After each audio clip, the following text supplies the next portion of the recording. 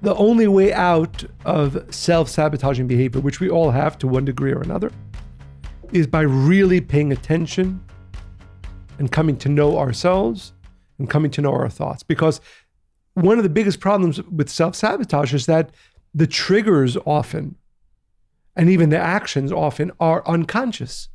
So if you're not delving deeper into yourself and becoming more aware of your thought patterns, of your triggers, then it's almost impossible to reverse the course of self-sabotage. But if you do take the time to think, to look into yourself, to ask, like, which I know you often do, let's say something happened, let's say you're upset. What caused it? What was not just what caused it. Okay, maybe this person did something to me, but what is the reason behind that? What is the real reason this is causing me upset? Affecting me, right? Affecting me in this way. Then you can start fixing it. Then you have to find different thought patterns. You have to develop different thought patterns and different, obviously, reactions to it. But again, the core is the delineation between myself, that I am deserving, that I am pure, that I am an amazing soul. And second, the force of, call it the negative inclination, the body, the desire to receive for the self alone, the ego that when unchecked will lead us towards actions that are self-sabotaging.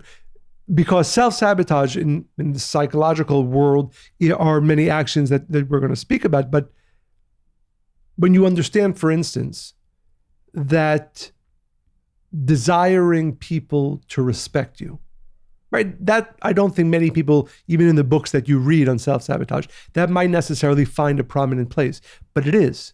Anything that is, for lack of a better word, unspiritual, right? Which, when I say spiritual, I mean the development of the self and its essence, then that is also self-sabotaging. So, well, how is that? How is desiring to be known? How is that self-sabotaging? Okay. Well, maybe that would inspire one, just for argument's sake, that would inspire one to work harder and, push their intention, faster and stronger.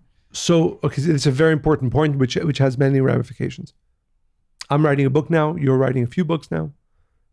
Why are we doing that? Why are you doing that? Any one of our listeners, I'm sure we all hopefully have goals and things we want to accomplish. What's the reason behind it?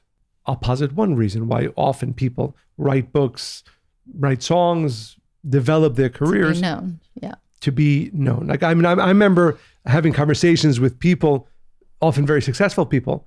And for me, again, not growing up in that environment, it was very strange for somebody to tell me the only reason we make money, the only reason we want to be famous is because we want to have a beautiful, well, I would say wife, but girlfriend for women, right? I mean, there are people like that whose entire life's purpose is to be known. Why? Because they want, right? So that's they don't think they can get it unless they have that. Right. Yes. But really, it's crazy that often the driver for success is something external to myself.